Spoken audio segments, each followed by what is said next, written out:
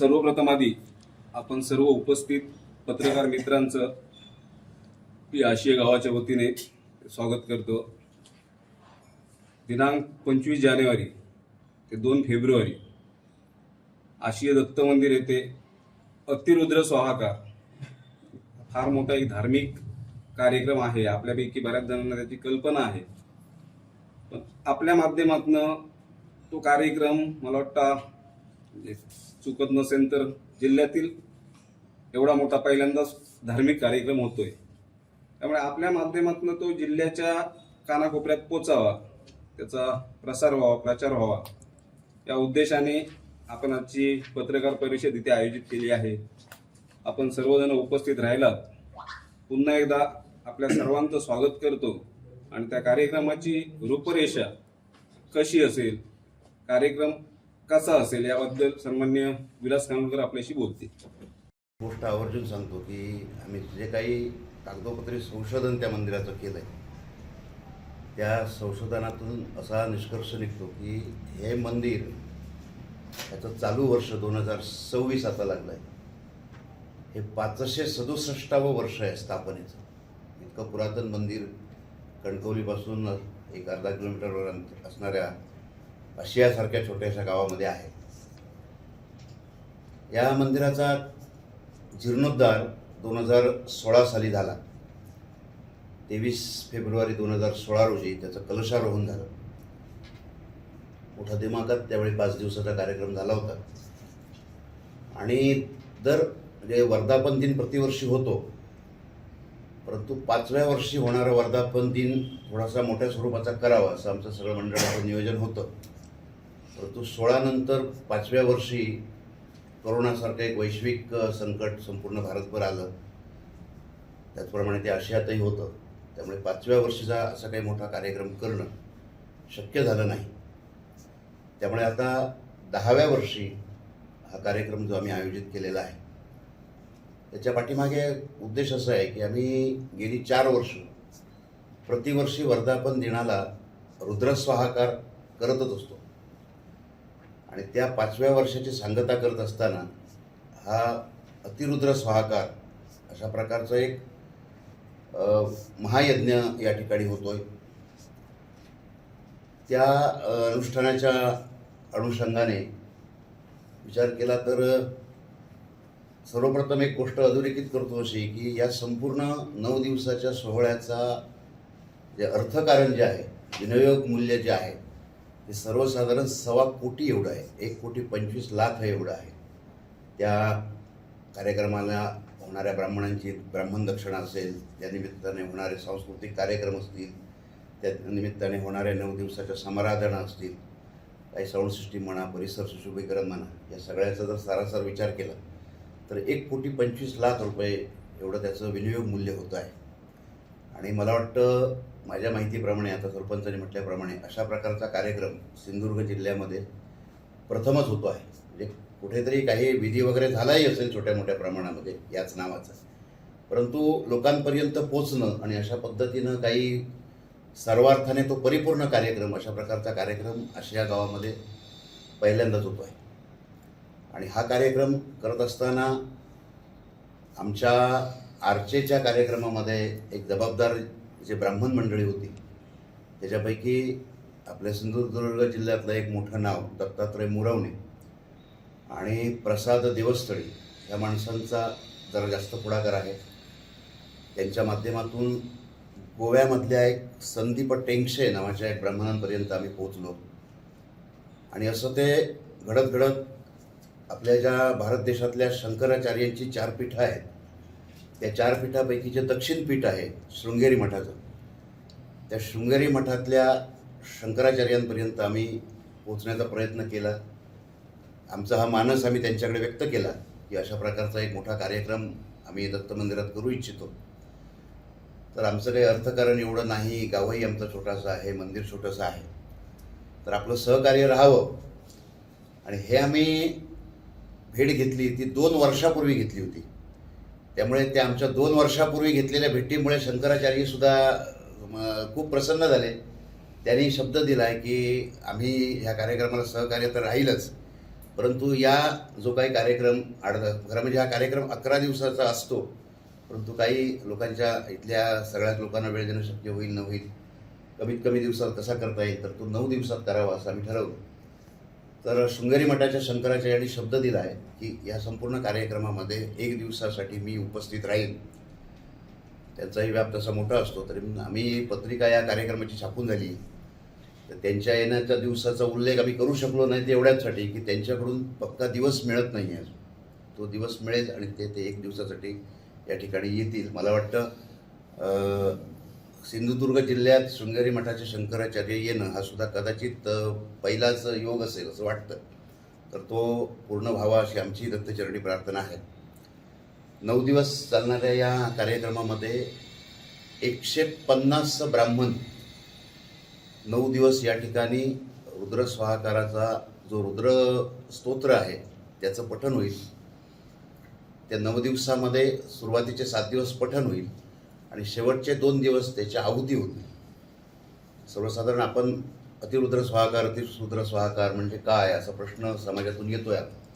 तर अगदी थोडक्यात सांगायचं म्हणजे आपण काही घरातल्या पवित्रतेसाठी म्हणा किंवा काही छोट्या मोठ्या अडचणींच्या वेळी जे एकादशणी करतो रुद्राच्या स्तोत्राची, यावेळी ब्राह्मण येतात, गणेश पूजा करतात आणि रुद्रा देवतेची रुद्रदेवतेचे जे स्तोत्र आहे ते 11 वेळा म्हणतात आणि त्या रुद्रदेवतेकडे जी काही अडचण असेल त्याच्यातून मार्ग मिळावा अशा प्रकारची विनंती करतात. तर ही जी एकादशनी होते, हीच एकादशनी 11 एकादशण्या केल्या की तो एक लघुरुद्र होतो. असे 11 लघुरुद्र केले की तो एक महारुद्र होतो आणि 11 महारुद्र केले की त्याचा एक अतिरुद्र होतो. आणि असे 11 महारुद्र या 9 दिवसामध्ये या मंदिरामध्ये होतील आणि शेवटच्या 2 दिवसामध्ये एका महारुद्राचं हवन होईल. आणि या हवनाला सर्वसाधारणपणे 225 किलो काळी तिळी लागणार आहे आणि 51 किलो देशी गाईचं तूप लागणार आहे. हे सांगण्याचं उद्देश एवढाच आहे की त्या कार्यक्रमाची व्यापकता किती आहे ही सामान्य माणसाच्या लक्षामध्ये यावी, तुमच्या मार्फत ती लोकांपर्यंत पोचावी अशा प्रकारचा तो विधी आहे. या 9 दिवसामध्ये होणारे सांस्कृतिक कार्यक्रम आहेत रोजरात्री, ते सुद्धा आम्ही वेगवेगळ्या प्रकारचे ठेवले. म्हणजे एखादा असा उत्सव असला की सांस्कृतिक कार्यक्रम म्हणजे काही भजनं होतात, कीर्तनं होतात किंवा दशावतारी नाटक होतं. परंतु या ठिकाणी आम्ही जो प्रयोग केला आहे तो प्रत्येक माणसाला त्या ठिकाणी येण्याचा मोह व्हावा अशा प्रकारचा कार्यक्रम रोज रात्रीचा सांस्कृतिक कार्यक्रम आहे. पहिल्या दिवशी आहे म्हणजे 25 तारीखला हा कार्यक्रम सुरू होतो. त्या दिवशी सकाळी धर्मध्वजाचं अनावरण होईल. त्या दिवशी रथसप्तमी आहे, त्यामुळे सूर्याची पूजा होईल. विधीचा एक भाग म्हणून त्या ठिकाणी नंदीची पूजा होईल आणि त्यानंतर सकाळी 10 वाजता भालचंद्र आश्रमापासून दत्तक्षेत्र आशिये मठपर्यंत या कार्यक्रमाच्या निमित्ताने शोभायात्रा होईल. माझ्या अंदाजाप्रमाणे 1000भर लोक या शोभायात्रेमध्ये सहभागी होतील अशी आम्ही योजना केलेली आहे. त्या दिवशी संध्याकाळच्या सत्रामध्ये जो सांस्कृतिक कार्यक्रम होणार आहे तो आमच्या गावातल्याच वाडीवाडीतल्या लोकांचा, त्या वाडीतल्या लोकांनी बसवलेला ग्रामीण परंपरेप्रमाणे काही फुगड्या असतील, काही नृत्य असतील किंवा काही भजनं असतील अशा प्रकारचा कार्यक्रम होईल. दुसऱ्या दिवशी नारदीय कीर्तन होईल. एक दिवशी वारकरी कीर्तन होईल. एक दिवशी सिंधुदुर्ग जिल्ह्यातले जे नामांकित गायक मंडळ आहेत त्यांचा शास्त्रीय संगीताचा कार्यक्रम होईल. एक दिवशी वारकरी संप्रदायातलं एक मोठं नाव समाधान महाराज शर्मा म्हणून औरंगाबादचे, त्यांचं एक वारकरी कीर्तन एक दिवशी होईल. एक दिवशी जनसामान्य माणसात प्रिय असलेला कोकणची सगळ्यात मोठी लोककला जी आहे तो दशावतार, हा संयुक्त दशावतार म्हणून प्रत्येक कंपनीतल्या त्या कंपनीतला एक उत्तम राजा, उत्तम विलन, उत्तम नारद, उत्तम स्त्री पार्ट अशा लोकांचा अशा प्रकारचा एक संयुक्त दशावतार होईल. आणखी एक दिवशी डबल वारी आहे, सगळ्यांच्या आवडीचा विषय असल्यामुळे एक भजनाचा कार्यक्रम म्हणून तो डबल वारीचा कार्यक्रम होईल. आणि थोडासा वेगळेपणा म्हणून जो सहसा धार्मिक उत्सवामध्ये होत नाही अशा प्रकारचा एक दिवस काव्य संमेलनाचा कार्यक्रम सुद्धा आम्ही त्या ठिकाणी ठेवला आहे. आणि या काव्य वाचनासाठी आपल्या या महाराष्ट्रातली 4 मोठी माणसं, एक महेश केळुसकर, शशिकांत तिरोडकर, गोविंद नाईक आणि प्राजक्ता सामंत ही 4 माणसं त्या ठिकाणी उपस्थित असतील.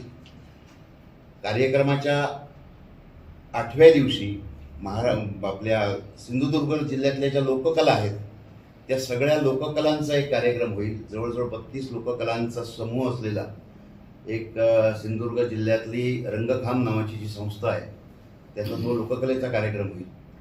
शेवटच्या दिवशी भीमसेन जोशींचे एक पट्टशिष्य मेवंडित यांचा शास्त्र म्हणजे अभंगवाणीचा कार्यक्रम होईल. असा तो सांस्कृतिक कार्यक्रम होईल. आणि या 9 दिवसामध्ये एक दिवशी म्हणजे या कार्यक्रमाच्या उद्घाटनाला पहिल्या दिवशी व्यासपीठावर आपल्या भारत देशाचे ऊर्जा मंत्री श्रीपादजी नाईक या ठिकाणी उपस्थित असणार आहेत. 28 तारीखला नियोजनाप्रमाणे आपल्या जिल्ह्याचे पालकमंत्री आणि महाराष्ट्र राज्याचे कॅबिनेट मंत्री नितेशजी राणे त्या ठिकाणी उपस्थित राहणार आहेत. त्याचप्रमाणे या कार्यक्रमासाठी 28 तारीखलाच गोवा राज्याचे मुख्यमंत्री डॉक्टर प्रमोदजी सावंत हे या ठिकाणी उपस्थित राहणार आहेत. या कार्यक्रमाच्या निमित्तानं वेगवेगळ्या काही गोष्टी आम्ही त्या ठिकाणी सादर करतोय. त्याच्यातली एक विशेष गोष्ट म्हणजे हा अतिरुद्र स्वाहाकार आहे.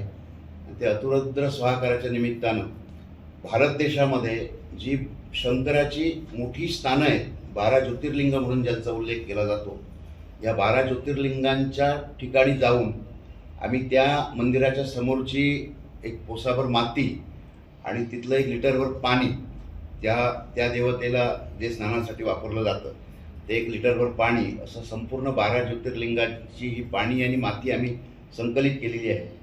त्या 12 ज्योतिर्लिंगांच्या दारातली माती आणि तिथल्या पाण्यांपासून बनवलेली एक शिवपिंडी या ठिकाणी आम्ही स्थापित करणार आहोत. म्हणजे भाद्रपद महिन्यामध्ये गणपतीची जशी प्राणप्रतिष्ठापना होते त्याप्रमाणे कार्यक्रमाच्या पहिल्या दिवशी या शिवपिंडीची प्राणप्रतिष्ठापना होईल. आणि इथे येणाऱ्या प्रत्येक माणसाला अंशात्मक 12 ज्योतिर्लिंगाचं दर्शन व्हावं अशी आमची भावना त्यामागे आहे. तो एक विशेष कार्यक्रम या ठिकाणी होईल. त्याचप्रमाणे दुसरा आणि एक आम्ही कार्यक्रम या ठिकाणी ठेवला आहे तो म्हणजे आम्ही नेपाळमधून 1100 रुद्राक्ष मागवलेत आणि हे ह्या ज्या विधीची जी मुख्य देवता आहे रुद्रदेवता त्याचं जर रूपक आम्ही शिवपिंडी त्या ठिकाणी ठेवणार आहोत. ती ज्या परातीमध्ये किंवा ज्या कुठल्या भांड्यामध्ये ती शिवपिंडी असेल त्या शिवपिंडीच्या बाजूला हे 1100 रुद्राक्ष राहतील आणि त्याच्यावर 9 दिवस अखंड अभिषेक होईल. आणि या चालणाऱ्या 9 दिवसातल्या महारुद्रांची आवर्तनं त्याच्यावर होतील. आणि असा अभिमंत्रित झालेला हा जो रुद्राक्ष आहे तो 2 तारीखला दुपारी मुख्य आहुती झाल्यानंतर तो 1 रुद्राक्ष याचं आम्ही अभिमंत्रित मूल्य म्हणून 1100 रुपये आम्ही त्याचे घ्यायचे ठरवले. खरं म्हणजे हे 1100 रुपये खूप कमी आहेत असं काही लोकांकडून प्रतिक्रिया येत आहेत. कारण दत्तात्रयांच्या प्रांगणामध्ये अशा 9 दिवस होणारा अभिषेक आणि 12 महारुद्रांचं त्याच्यावर होणारं अभिमंत्रितपण असं हे सिद्धता मूल्य खूपच कमी, सामान्य माणसाला तो घेता यावा असा आमचा त्याच्यामागचा उद्देश आहे. आणि असा रुद्राक्ष जर नावनोंदणी आमच्याकडे 25 तारखेच्या पूर्वी झाली तर आम्हाला तो देणं शक्य आहे. कारण बऱ्याच लोकांचा त्याच्यासाठी मागणीचा ओघ वाढलेला आहे. आतापर्यंत 370-72 नावं नोंद झाली. त्यामुळे फक्त 1100 रुद्राक्ष आहेत. ही सुद्धा महत्त्वाची गोष्ट आहे. तर त्यासाठी लोकांनी नावं नोंदणी करावी.